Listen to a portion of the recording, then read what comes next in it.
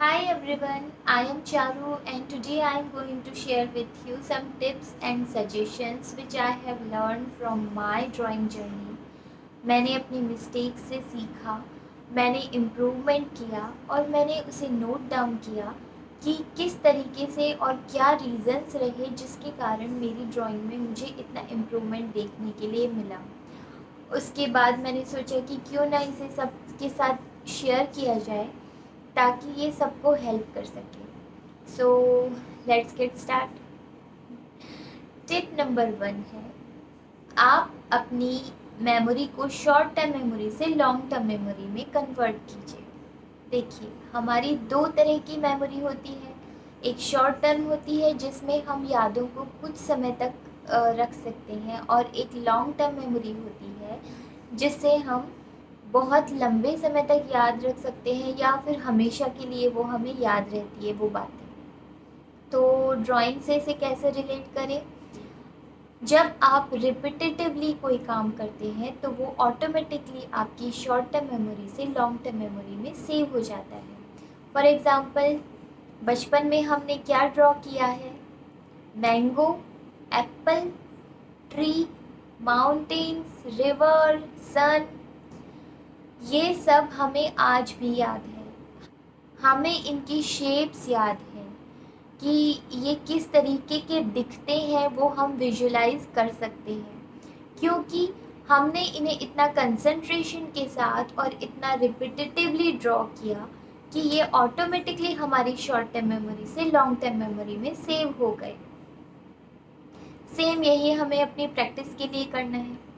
Continuously concentration के साथ repeat करिए अपनी प्रैक्टिसेस को, बार बार ड्रॉ कीजिए ताकि वो शेप्स, वो लाइंस आपकी मेमोरी में सेव हो जाए। दूसरा टिप है, जब भी आप प्रैक्टिस करते हैं तो किसी भी तरह की दूसरे स्टफ से डिस्ट्रैक्ट मत होइए, जैसे कि मोबाइल, टीवी या कुछ सोचने लग जाना या कुछ भी।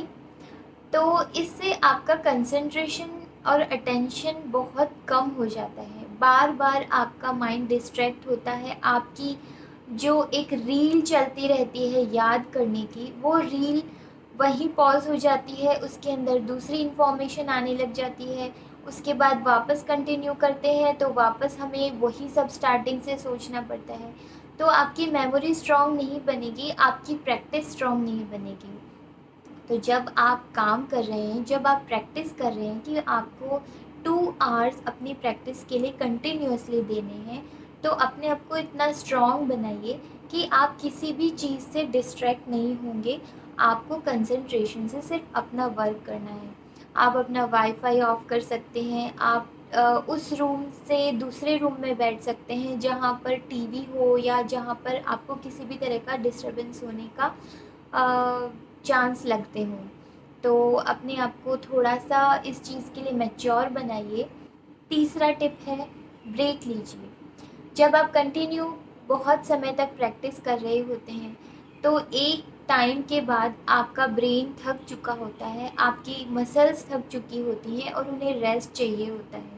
ये रेस्ट डे टाइम में आपका कुछ मिनट्स का हो सकता है ब्रेक, और इसके अलावा एक अच्छी नींद रात को भी बहुत ज़्यादा इम्पॉर्टेंट है आपके माइंड को फिर से फ्रेश होने के लिए, ताकि जो कुछ उसने दिन भर में सीखा है वो उसे अच्छे से स्टोर कर सके।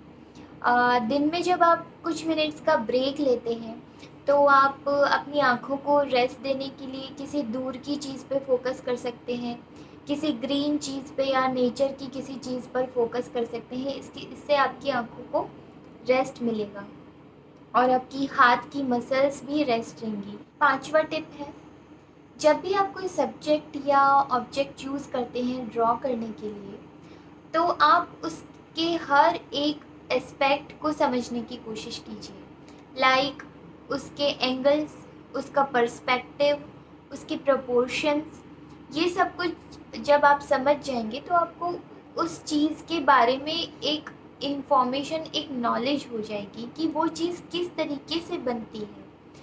और जैसे कि अगर आप एक फेस चूज़ करते हैं ड्रॉ करने के लिए, तो आप उसका फ्रंट, उसका साइड, उसका लोअर और उसका अपर, ये सारे एंगल्स आप ड्रॉ करने की कोशिश कीजिए। और जब आप रेफरेंस को देख कर के ड्रॉ करते हैं, उसके बाद आप अपने आप भी बिना रेफरेंस को देखे उसे फिर से रिपीट कीजिए। उसके बाद रेफरेंस से उसे कंपेयर कीजिए, अपनी मिस्टेक्स को देखिए, उन्हें ठीक कीजिए, वापस ड्रॉ कीजिए। और इस तरीके से जब आप बार बार करेंगे तो आपको वो शेप उसका 3D फॉर्म में या 5D फॉर्म में आपको याद हो जाएगा कि वो किस तरीके से बनता है। फिर आप उसे बिना रेफरेंस के भी ड्रॉ कर पाएंगे। इसके अलावा भी बहुत से टिप्स हैं जो मैं आपके साथ शेयर करना चाहती हूँ। लाइक अपनी ड्राइंग को, अपनी क्रिएटिविटी को कभी किसी के साथ कंपेयर मत कीजिए। बजाय इसकी अपनी इम्प्रूवमेंट को हमेशा खुद के साथ कंपेयर कीजिए। इसके लिए आप कर सकते हैं, आप एक स्केच बुक बनाइए। आप जहाँ भी जो भी ड्रॉ करते हैं उसे प्रिजर्व करके सेफ रखिए और टाइम टू टाइम उसे निकाल करके अपनी पास्ट क्रिएटिविटी को अपनी प्रेजेंट की क्रिएटिविटी से कंपेयर करके देखिए कि आपने कितने टाइम में कितना इम्प्रूवमेंट किया है और इसके पीछे क्या क्या रीज़न रहे हैं। उन्हें नोट डाउन कीजिए और याद रखिए कि आगे से आपको उन्हें फॉलो करना है या नहीं करना है। जब हम अपनी क्रिएटिविटी या अपने इम्प्रूवमेंट या अपने लेवल को दूसरे के लेवल के साथ कंपेयर करते हैं तो फर्स्ट ऑफ ऑल तो ये इलॉजिकल है, क्योंकि हर किसी का इम्प्रूवमेंट, हर किसी की प्रैक्टिस, हर किसी की सिचुएशन, सर्कमस्टांसेस डिफरेंट होती हैं। हर किसी का टाइम जो प्रैक्टिस को देते हैं वो भी अलग होता है। तो ये इलॉजिकल है कि आप किसी के साथ भी अपनी चीज़ को कंपेयर करते हैं। और सेकंड थिंग, इसका रिज़ल्ट भी अच्छा नहीं मिलता है। हम या तो फ्रस्ट्रेट हो जाते हैं या ओवर कॉन्फिडेंट हो जाते हैं। Draw daily. हम इसे डेली में ना काउंट करके पहले आवर्स में देखते हैं कि हमने कितने आवर्स प्रैक्टिस की, कितने आवर्स का हमने गैप लिया। और इसके अंदर आपकी रात की नींद काउंट हो जाती है, आपके डेली शेड्यूल के बहुत सारे वर्क इंक्लूड हो जाते हैं, उससे गैप आ जाता है। और अगर आप इसे अपनी प्रैक्टिस को रोज़ ना करें, अगर डेली अपनी प्रैक्टिस नहीं कर रहे हैं, तो इमेजिन कीजिए कि आपके कितने आवर्स का गैप हो जाता है। आप भूल चुके होते हैं कि आपने किस तरीके से ड्रॉ किया था। आपकी हाथ की मसल्स भी रिमेंबर कर सकती हैं, आपकी हाथ की मसल्स की भी मेमोरी होती है कि हाँ, उसका भी एक फ्लो होता है, उसकी भी एक लाइंस बनाने की रिमेम्बरेंस होती है। वो सब कुछ छूट चुका होता है। जैसे कि आप देखते हैं कि कोई कोई बहुत अच्छी लाइंस ड्रॉ करता है, किसी के हाथ का फ्लो बहुत अच्छा होता है, सर्कल बहुत अच्छे ड्रॉ कर सकते हैं। वो किस तरीके से? डेली प्रैक्टिस, कंटिन्यूअस प्रैक्टिस की वजह से। तो प्लीज़ कंटिन्यू प्रैक्टिस कीजिए, रोज़ ड्रॉ करिए, एक रेस्पेक्टफुल आवर्स दीजिए अपनी प्रैक्टिस को, ताकि आप में इम्प्रूवमेंट आए, आपकी ड्राइंग इम्प्रूव हो सके। क्योंकि सिर्फ सोचते रहने से या किसी भी तरीके से ये इम्प्रूव नहीं होगी, बजाय कि करने के।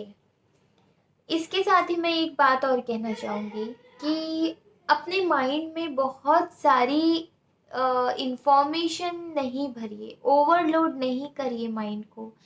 आजकल इतने सारे प्लेटफॉर्म्स हैं इंफॉर्मेशन लेने के लिए, कई चीज़ें हैं, कई सोर्सेज हैं। हम सोचते हैं कि हमें बहुत ज़्यादा नॉलेज हो जाएगी और हम स्क्रॉल करते रहते हैं, नए नए वीडियोस देखते रहते हैं, कुछ कुछ पढ़ते रहते हैं। किसी भी तरीके से जगह जगह से हम इंफॉर्मेशन गेन करते रहते हैं, लेते रहते हैं। इस तरीके से क्या होता है कि आपके माइंड में बहुत वेब हो जाता है इन इंफॉर्मेशंस का, और वो बहुत कंफ्यूज हो जाता है कि उसे क्या याद रखना है, क्या नहीं रखना है, किस चीज़ को कहाँ अप्लाई करना है, किस चीज़ को निकालना है। और इस वेब में आप नहीं समझ पाते हैं कि आपको कौन सी इंफॉर्मेशन को अप्लाई करना है अपनी प्रैक्टिस में। इसकी बजाय बेसिक इन्फॉर्मेशंस के साथ चलिए। अपनी प्रैक्टिस से ही वो नॉलेज निकालिए, वो एक्सपीरियंस निकालिए जो आपको हमेशा के लिए याद रहेंगे, और आप उन चीज़ों को बहुत स्ट्रांगली याद रख सकते हैं जो कुछ आप अपने एक्सपीरियंस से सीखते हैं। पेशेंस रखिए, धीरे धीरे ही इम्प्रूवमेंट होता है।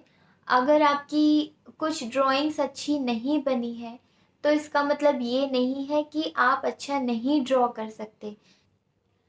जैसे कि आप एक स्फेयर ड्रॉ कर रहे हैं, उसकी शेडिंग के लिए आपको बहुत ज़्यादा पेशेंस की ज़रूरत पड़ेगी। अगर आप जल्दबाजी में उसे कंप्लीट करना चाहेंगे तो ना तो आप उसकी शेडोज़ की वैरायटी को समझ पाएंगे, ना आप उसकी वैल्यूज़ को समझ पाएंगे। धीरे धीरे छोटे छोटे स्टेप्स लीजिए, उनमें मैच्योरिटी लाइए, परफेक्शन लाइए, उसके बाद नेक्स्ट स्टेप लीजिए। इस लेवल से इस लेवल पे जंप करना बहुत मुश्किल होता है। तो पेशेंस रखिए, धीरे धीरे अपनी प्रैक्टिस कीजिए, प्रैक्टिस को इम्प्रूव कीजिए, अपनी प्रैक्टिस का टाइम बढ़ाइए, तो ऑटोमेटिकली आप में ज़रूर इम्प्रूवमेंट आएगा। इसके साथ ही एक्सपेरिमेंट करने से मत डरिए। चाहे हम बिगिनर लेवल पे हो, चाहे हम एक बहुत अच्छे आर्टिस्ट हों, हर कोई एक्सपेरिमेंट करे, ये बहुत इम्पॉर्टेंट है। आर्टिस्ट तो समझ चुके होते हैं इसीलिए वो उस लेवल पे पहुंच जाते हैं, लेकिन बिगिनर लेवल के लोग एक्सपेरिमेंट करने से डरते हैं, नई चीज़ को फॉलो करने से डरते हैं। आप कुछ भी ड्रॉ करें, कुछ भी पेंट करें, उसके अंदर अपने रूल्स भी इम्प्लाई करके देखिए।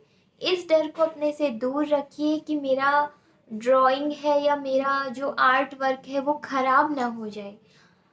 ख़राब होएगा उतनी ही चांसेस उसके बहुत अच्छे होने के भी हैं।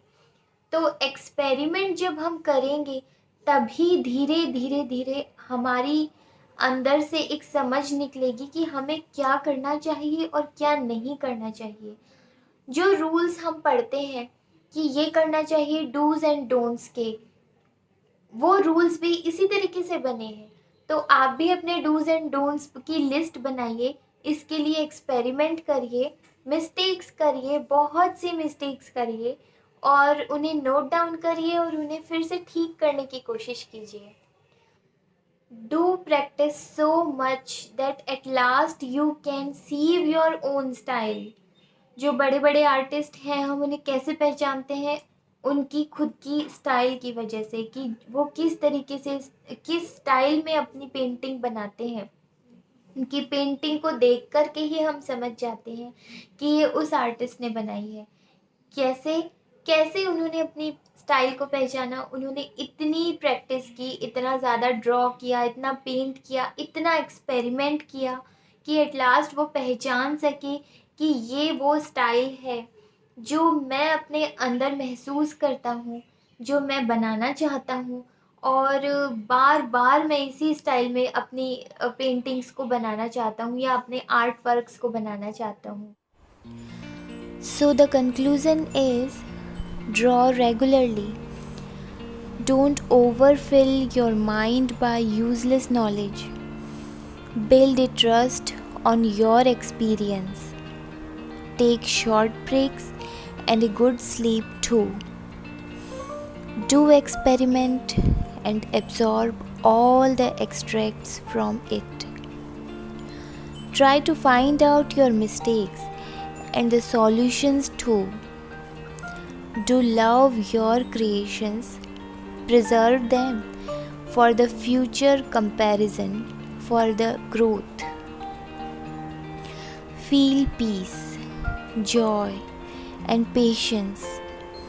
Never feel jealous from others' growth, and don't be overconfident. And at last, I want to admit that it is must for an artist to be polite and humble for inner growth. Best of luck. Bye bye.